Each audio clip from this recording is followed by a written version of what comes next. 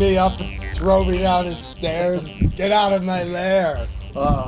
Hi. You just guys came back at an inopportune time. He was talking crap about one of my favorite TV shows, Arrow. Oh my god. To be fair, I've seen maybe 2 episodes. Well, you gotta watch all of them. We're The season music- 4. You know, the music is so important to me for a TV show or a movie. The Okay. soundtrack is so important. It's got a Most of my music library is all soundtrack. Planet of the Apes. Oh my Jerry god. Goldsmith. Planet of the Apes is just amazing. You know Matt Herring? You know Matt Herring? Of course I He's do. writing a Yes. book about Planet of the Apes. Yeah, I keep hounding him because I want to do some illustrations. I want to read the book. I love Planet of the Apes. Oh my god, Love it. I love it. When I From was the a kid, beginning. I had the treehouse, the Mego figures. Yes. I wish I still had them for the Lair, but Yes. we are kindred spirits. Holy Yes, cow! we are. Planet of the Apes is rocks. Yeah, it's great. I We mean, said that like simultaneously. the TV show, was great. it was great, but I remember as I was watching it, I was younger. It put me off because they called Cornelius Galen. Well, And I didn't understand the concept that he was related. Because don't forget, we were adolescents. But another thing that we have a kindred spirit is Kiss. Yes, sir. Huge Kiss fan. Yeah, do you know I have their movie on DVD. Kiss meets the Phantom. The Phantom? Oh, who doesn't? If you're a Kiss fan, you gotta have one, and you gotta have a pinball machine too. Where's your pinball machine? You have a pinball machine? No. All right, then you be quiet. Let's go back to Planet of the Apes. It's Galen is. I mean, the TV show is never officially connected to the movies. Did you connect them in your head? Because I did. I did when I was Yeah. little. I was like, and Claude Atkins as General Urko was just, Yeah, good stuff. man. I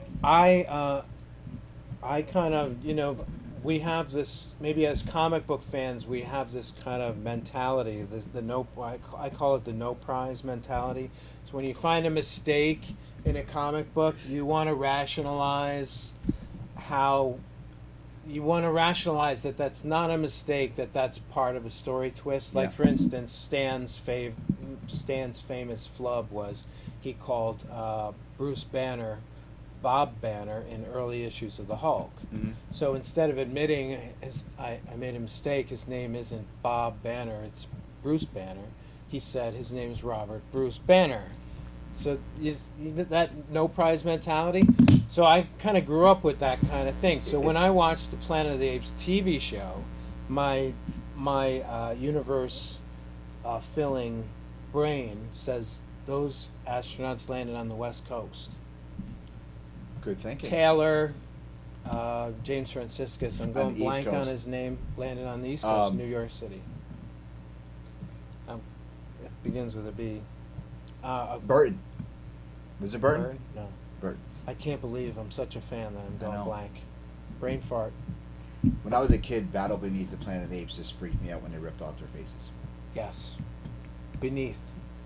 Battle Beneath the Planet of the Apes.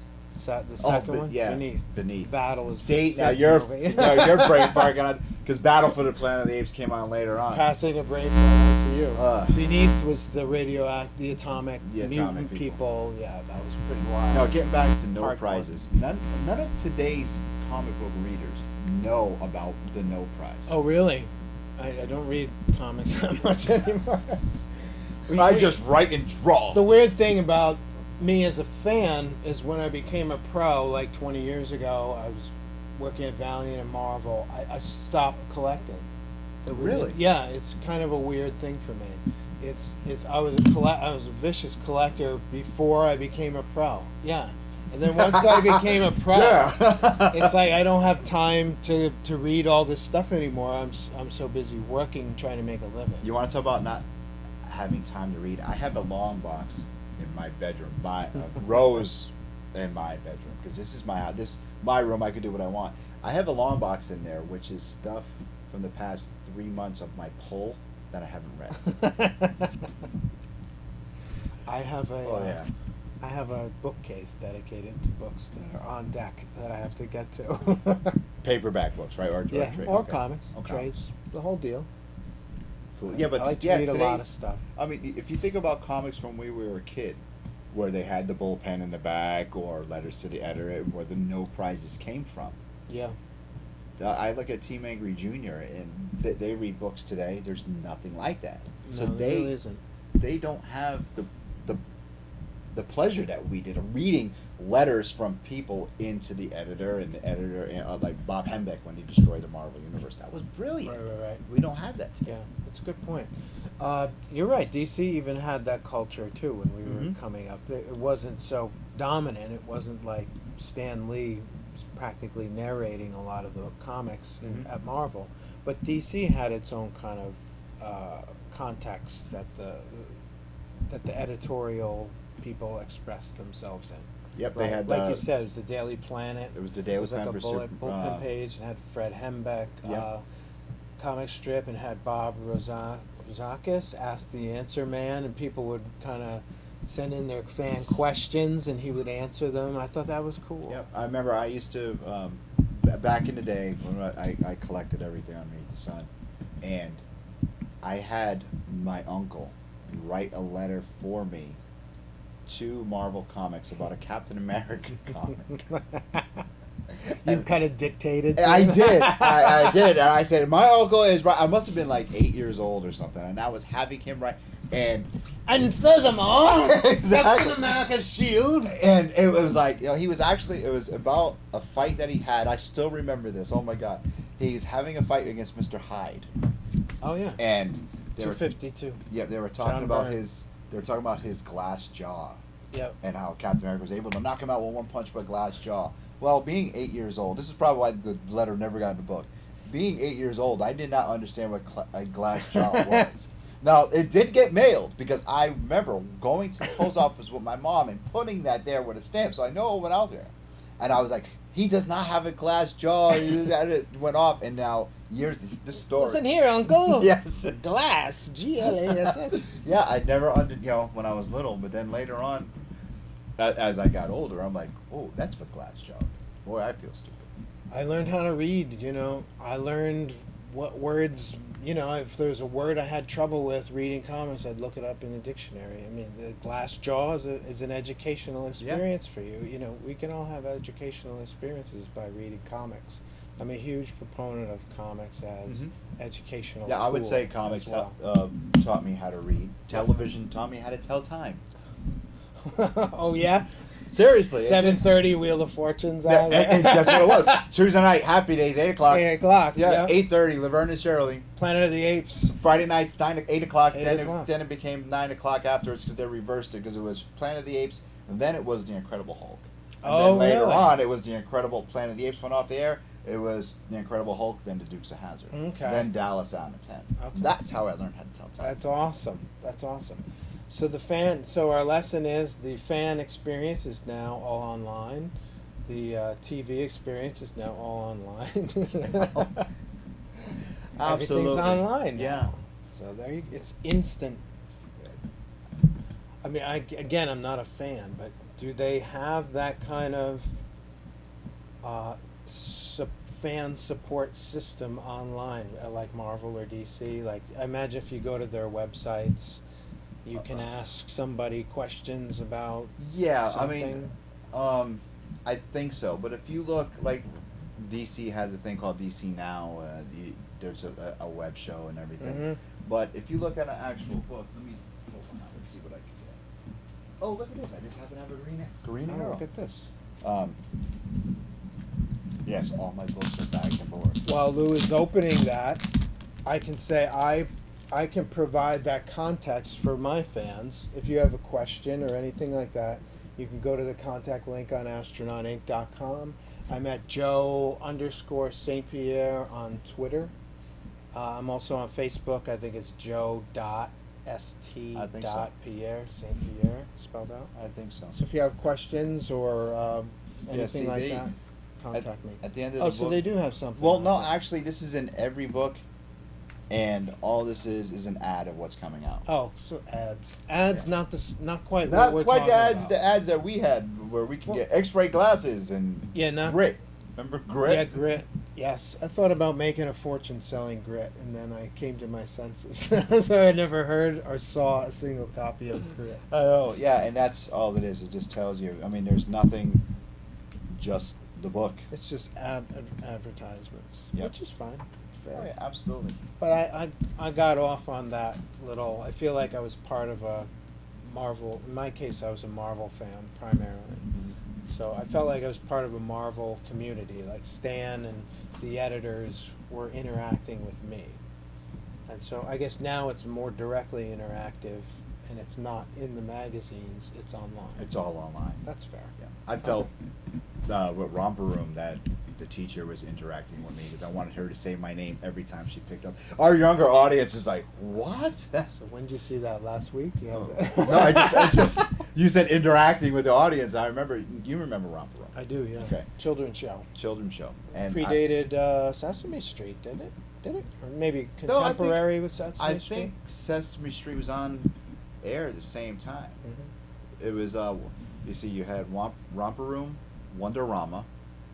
I grew up in Norwalk, Connecticut, so I was right there. I missed that one. And of course, you have Bozo the Clown. That was just went through generations. But yeah, Romper Room. Every time the teacher picked up the mirror and started She'd talking, pick up a mirror, but there was nothing. There was there nothing Yeah, there. it was just a mirror Yeah. frame, and she would be looking through the frame at the camera. now Rose will tell you when you go downstairs, she calls me a fountain of useless information. So listen to this: the teacher from Romper Room would pick up the mirror and say, "Romper, Stomper, Domper, Do. Let's look to the mirror, and I see you." And she'd start naming all these kids' names. That's And good. every week I was like, "Say my name," and she That's never good. did. That's good. That's very good. Ask me when my kid's birthday is. I can't tell you. We're gonna take a quick break, and we'll be right back with more with Joe.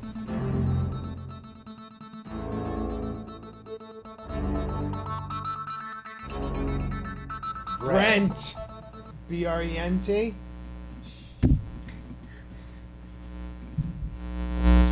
Welcome back.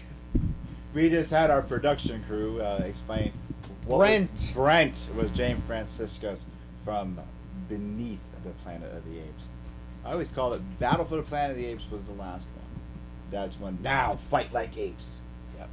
When Cornelius died as a baby, and that really messed me up. Not as a baby, as a preteen, and that really messed me up as a kid. Cornelius and Zira came back to the 70s. Yeah. And the third one escaped from. Yeah, and Escape from But. And both perished. And Escape from Planet of the Apes. But for Battle for the Planet of the Apes, That was Caesar, their son. it was their son Caesar. Okay, Caesar was the leader, but his son was Galen, and he's the one that General Aldo killed by chopping the tree down because he went to go get his chipmunk out of the tree, and he discovered the guerrillas are planning the coup to take over the ape village and kill his father Caesar. Galen was the character who was killed. It in was Battle the of son. Planets? Was the son. The son was Cornelius, not Galen. That was the name of the son. Because he was up in the tree. Galen was the name of Roddy McDowell's character In in the the TV TV show. show. But But also there was a character named Galen in Battle. no. All right. Caesar and his wife. Caesar and his yes, I'm telling you the truth. Fountain of useless information. Caesar and his wife had a child. And that child's name was Cornelius. Oh, was it? Yes. And No way. when the apes were having the gorillas were planning on having a coup. General Aldo. No, Aldo, no. Okay. Cornelius's pet chipmunk escapes. Okay, so he goes after it, and as they were talking about killing Caesar, they look up and they see Cornelius in a tree, Yeah. and Aldo climbs up on a tree and chops the tree down with Yeah. his sword. That I remember. I don't That- remember the child's name being Cornelius. It was Cornelius. Or Galen. No, it was Cornelius. Okay. And production? What? Anything? Battle, right? Battle. I'm not as good of a Planet fan as I thought. Fountain of useless information. The original Planet of the Apes, the story was actually a French short story. Did you know that? I've read it. Yeah. Okay, and that was actually based on the piece of garbage Mark Wahlberg Planet of the Apes, wasn't it?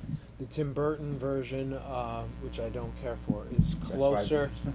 closer to the original story. Yeah. I don't know. Excuse me. Our audience. Oh. I Yeah. just- Did you just exit okay. out of it? Claude Atkins, Cornelius. Well done, sir. Well done. Ha. Well Ha. done. I can hear Rose downstairs. Valid of useless information.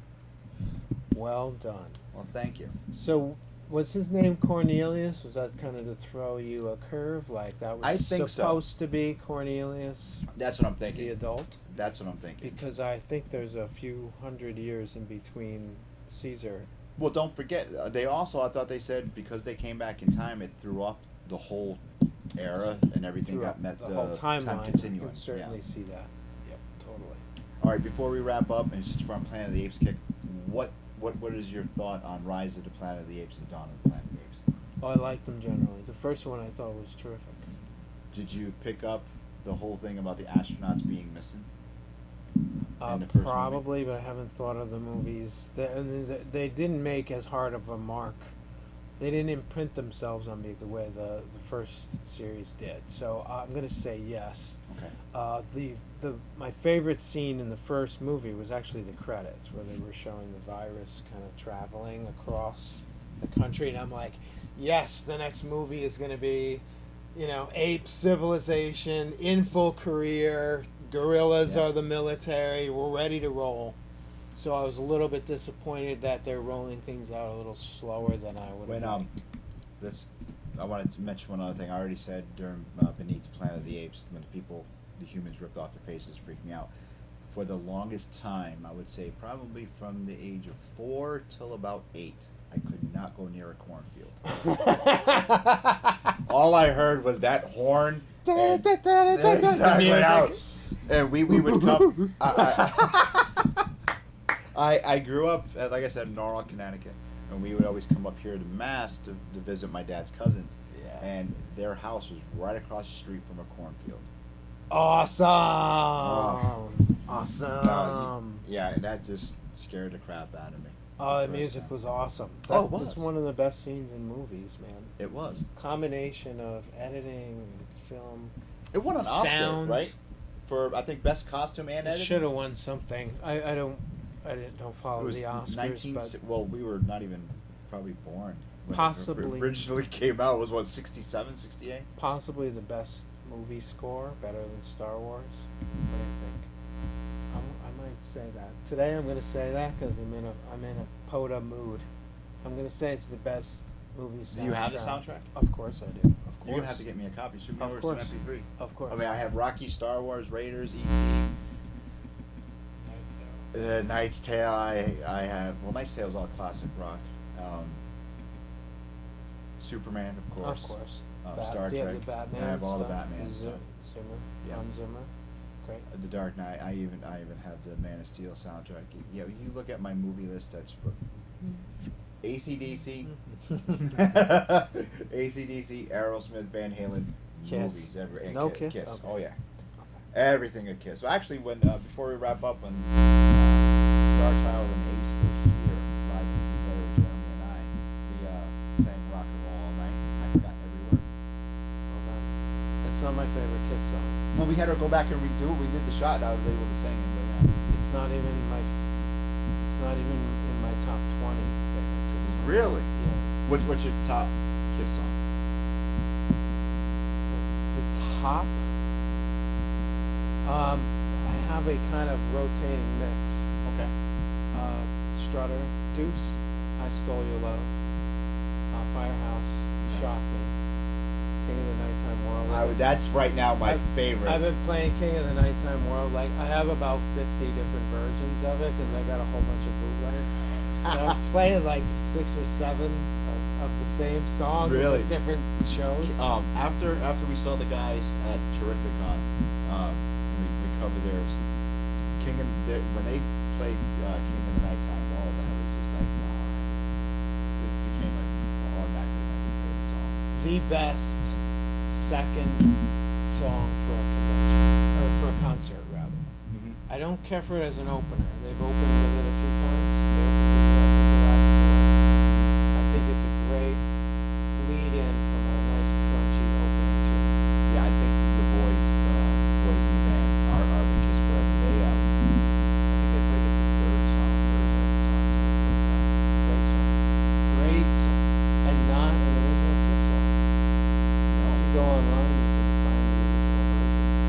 nude, so we'll see it. Really? But the kiss song, the kiss version. Well, it's amazing that we sit down, we eat dinner, and we have so much in common. It's Yeah, great. totally. Well, thank you for being on. I hope you. I'll see you guys next week. I'm taking over. Clearly, I'm going to be the co-host from now on. Jeremy's gone. The less angry geek. The mildly irritated. The mildly annoyed geek show that just doesn't have the same ring. Doesn't have the same ring. Make sure you find Joe online. See if you can get these anywhere. Check out eBay. Go to your LCS. Go and get it off of Joe's website. They are sold out. Go to a con. Find Joe. You gotta get this book. If not, get your $20 ready for Kickstarter because I'm sure that's gonna be happening soon. Thanks, man. You're welcome. Thank you. Get this book. Pick it up. Mason Allen, you got to get him down to Most Excellent Comics. I'm calling you out again. Get Joe down. He lives here in Mass. Bring you right down. Jeremy and I will be there the entire day. I can see the wrestling influence. The way he's like, hey, I'm going to come to your store. I'm doing a sign in your store. I'm going to throw somebody through the front window. And you're going to like it. I can totally I'm see Louis it with now. Angry Geeks. This is Joe St.Pierre. Jeremy will be back with me soon. Thank you very much, and check him out.